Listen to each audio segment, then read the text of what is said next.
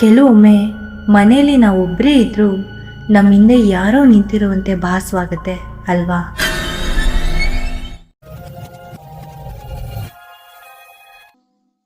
ಬೆಂಗಳೂರು ಹೊರವಲಯದ ಬಳಿ ನಾಗದೇವನಹಳ್ಳಿ ಅನ್ನೋ ಒಂದು ಹಳೆಯ ಕಾಲೋನಿ ಇತ್ತು.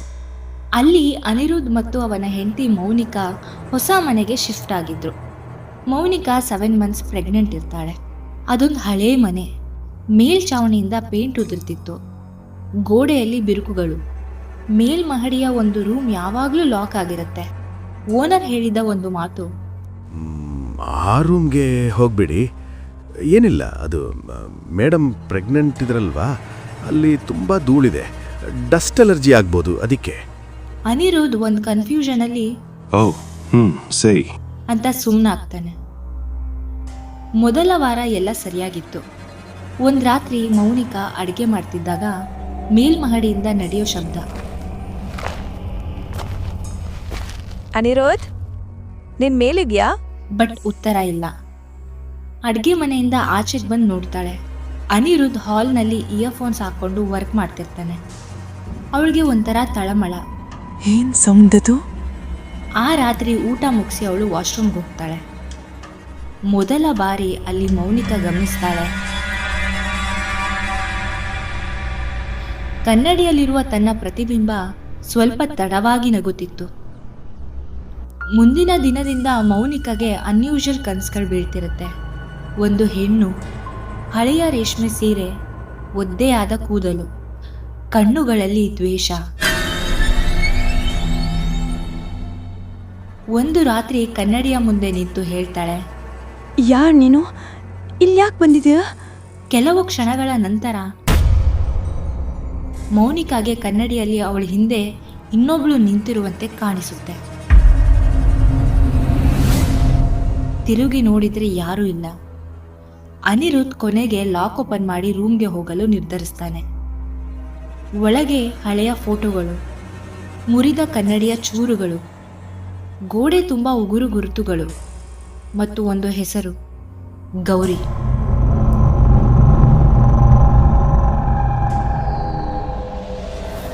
ಹೀಗೆ ಅವರು ಅಕ್ಕಪಕ್ಕದ ಮನೆಯವ್ರನ್ನ ವಿಚಾರಿಸಿದಾಗ ಅಲ್ಲೊಂದು ಅಜ್ಜಿ ಹೇಳ್ತಾರೆ, ಆ ಹುಡುಗಿನ ಈ ಮನೇಲಿ ಕೊಂದಿತ್ತು, ಅವಳೇ ಸತ್ತಿದ್ದಲ್ಲ.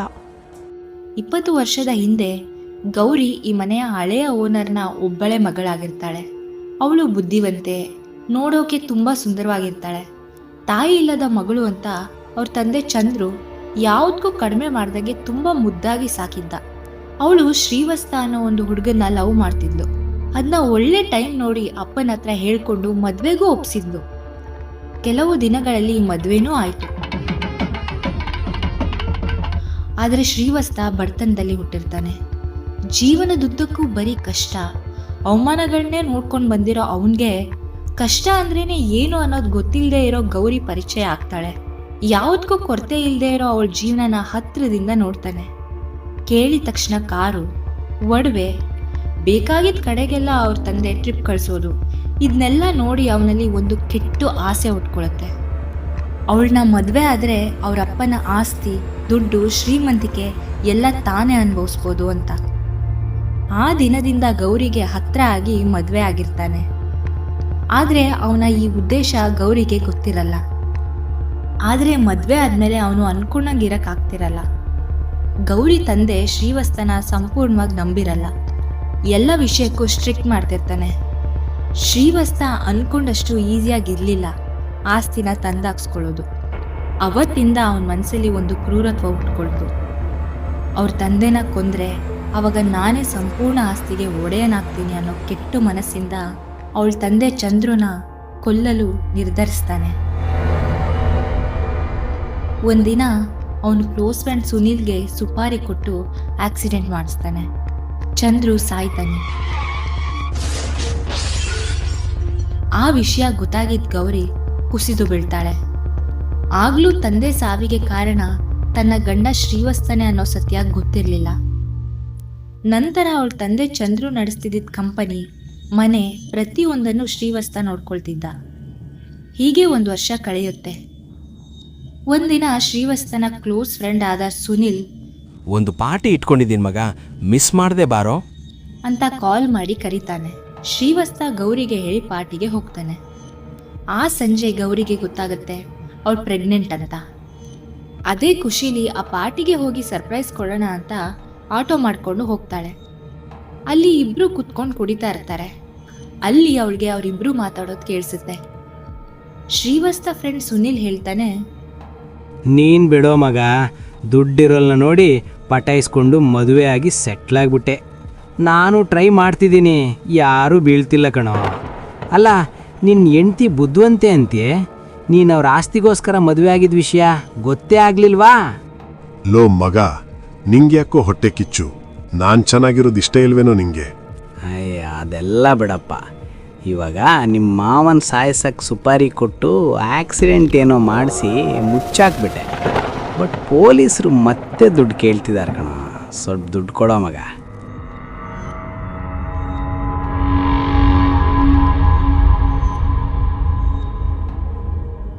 ಇದನ್ನ ಕೇಳಿ ಗೌರಿಗೆ ತಡ್ಕೊಳಕ್ಕಾಗಲ್ಲ. ನೋವು, ದುಃಖ, ಕೋಪ ಎಲ್ಲ ಒಟ್ಟಿಗೆ ಬಂದು ಶಾಕಲ್ಲಿ ನಿಂತಳು. ಅವಳಿಗೆ ಗೊತ್ತಾಗ್ತಿಲ್ಲ ಏನು ಮಾಡಬೇಕು ಅಂತ. ಜೋರ್ ಮಳೆ ಶುರುವಾಯಿತು. ಆ ಮಳೆಯಲ್ಲಿ ಮನೆವರೆಗೂ ನಡ್ಕೊಂಡೇ ಬಂತು. ಅಷ್ಟರಲ್ಲಿ ಶ್ರೀವಸ್ತ ಮನೆಗೆ ಬಂದು ಮೇಲ್ಮಹಡಿಯ ರೂಮಲ್ಲಿ ಕೂತಿದ್ದ. ಗೌರಿ ನೇರ ರೂಮ್ಗೆ ಬಂದು ನಿಂತಳು. ಮಳೆಯಲ್ಲಿ ಫುಲ್ ನೆಂದಿದ್ಲು. ಒದ್ದೆ ಆದ ಸೀರೆ, ಕೂದಲು, ಕಣ್ಣುಗಳಲ್ಲಿ ದ್ವೇಷ. ಶ್ರೀವಸ್ತಗೆ ಒಂದು ಸೆಕೆಂಡ್ ಎದೆ ಢಗ್ ಅನ್ನತ್ತೆ. ಅವನು ಭಯದಲ್ಲೇ ಕೇಳ್ದ, ಏಯ್ ಗೌರಿ, ಏನಾಯ್ತು ನಿಂಗೆ? ಯಾಕೆ ನೆಂದಿದ್ಯಾ? ನಿಂಗೆ ಹೇಳ್ದೆ ಎಲ್ಲಿಗೆ ಹೋಗಿದ್ದೆ? ಅವಳು ಅವನ ಕಣ್ಣನ್ನೇ ನೋಡ್ತಿದ್ಲು. ನೀನು ನಂಗೆ ನಂಬಿಸಿ ಮಾಡಿರೋ ಮೋಸ, ನಮ್ಮಪ್ಪನ ಕೊಲೆ ಎಲ್ಲ ಗೊತ್ತಾಯ್ತು. ಇಂಥ ನೀಚ ನಂಬಿ ಮೋಸ ಹೋದ್ನಲ್ಲ ಅಂತ ನಾಚಿಕೆ ಆಗ್ತಿದೆ. ನಂಗೆ ಮೋಸ ಮಾಡದೆ ಪರವಾಗಿಲ್ಲ, ಅದು ಸಾಲದು ಅಂತ ಆಸ್ತಿಗೋಸ್ಕರ ನಮ್ಮ ಅಪ್ಪನ್ನೇ ಸಾಯಿಸ್ಬಿಟ್ಟ. ಛೇ, ನಾನು ನಿನ್ನ ಸುಮ್ಮನೆ ಬಿಡಲ್ಲ. ನಾನು ಸತ್ರು ಈ ಮನೆ ಆಸ್ತಿ ಯಾವುದು ನಿಂದಾಗಕ್ಕೆ ಬಿಡಲ್ಲ ಅಂತ ಕೋಪದಲ್ಲಿ ಅಲ್ಲೇ ಇದ್ದ ಒಂದು ಪೆನ್ ತಗೊಂಡು ಅವನ ಮೇಲೆ ದಾಳಿ ಮಾಡ್ತಾಳೆ. ಆ ಹಲ್ಲೆಯಲ್ಲಿ ಅವಳನ್ನ ಜೋರಾಗಿ ತಳ್ಳಿದಾಗ ಹಿಂದೆ ಇದ್ದ ಕನ್ನಡಿಗೆ ಅವಳ ತಲೆ ಕೊಟ್ಟು ಜೋರಾಗಿ ಏಟ್ ಬೀಳುತ್ತೆ. ಕನ್ನಡಿ ಚೂರ್ ಚೂರಾಗತ್ತೆ. ಅವಳ ತಲೆಯಿಂದ ರಕ್ತ. ಅವನ ಹತ್ರ ಬಂದು ಅಲ್ಲಾಡಿಸ್ತಾನೆ, ನೀರು ಹಾಕ್ತಾನೆ. ಗೌರಿ ಎದ್ದೇಳಲ್ಲ. ಅವಳ ಪ್ರಾಣನೂ ಹೋಗಿರುತ್ತೆ. ಯೋಚನೆ ಮಾಡ್ತಾ ಹಿಂದೆ ನೋಡಿದಾಗ ಅಲ್ಲಿ ಗೊತ್ತಾಗತ್ತೆ ಅವಳು ಪ್ರೆಗ್ನೆಂಟ್ ಇದ್ಲು ಅನ್ನೋದು. ಮೊದಲು ಇವಳ ಬಾಡಿನ ಹೇಗಾದರೂ ಮುಚ್ಚಾಕ್ಬೇಕು ಅಂತ ಅವಳ ಬಾಡಿನೂ ಮುಚ್ಚಾಕ್ಬಿಡ್ತಾನೆ.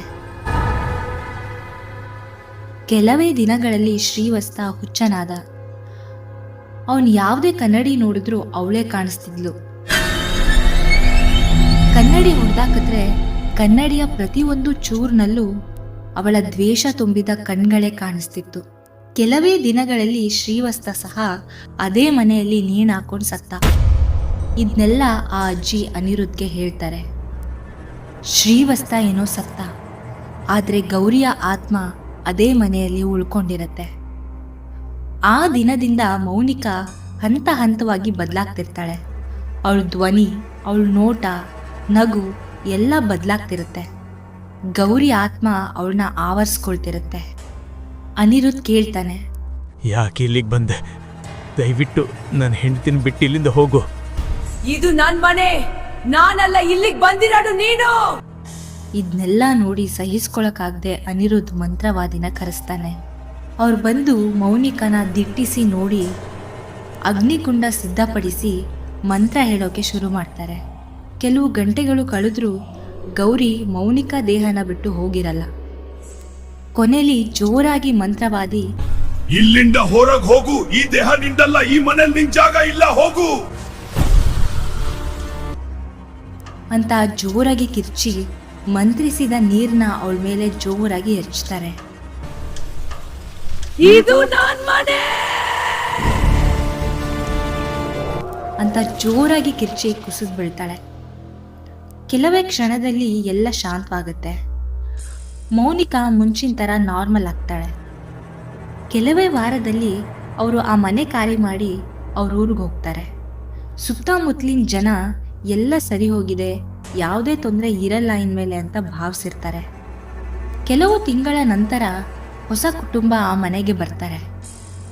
ಒಂದು ವಾರದ ನಂತರ ಮಗು ತಾಯಿ ಹತ್ರ ಬಂದು ಹೇಳುತ್ತೆ, ಅಮ್ಮ, ಕನ್ನಡಿಯೊಳಗೆ ಒಬ್ಬರ ಆಂಟಿ ಇದ್ದಾರೆ. ಕೆಲವು ಆತ್ಮಗಳು ಹೋಗೋದಿಲ್ಲ, ಕಾಯ್ತಿರುತ್ತೆ.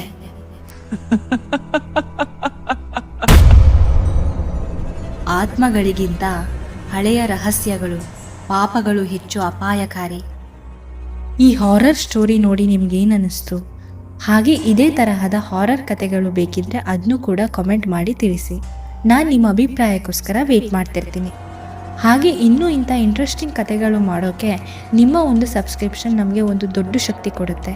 ಸೊ ಪ್ಲೀಸ್ ಸಬ್ಸ್ಕ್ರೈಬ್ ಮಾಡಿ, ನಿಮ್ಮ ಫ್ರೆಂಡ್ಸ್ ಆ್ಯಂಡ್ ಫ್ಯಾಮಿಲಿಗೂ ನಮ್ಮ ವೀಡಿಯೋಸ್ನ ಶೇರ್ ಮಾಡಿ ಸಪೋರ್ಟ್ ಮಾಡಿ. ಮತ್ತು ಇನ್ನೊಂದು ಇಂಟ್ರೆಸ್ಟಿಂಗ್ ಕಥೆಯೊಂದಿಗೆ ಬೇಗ ಬರ್ತೀನಿ. Thank you.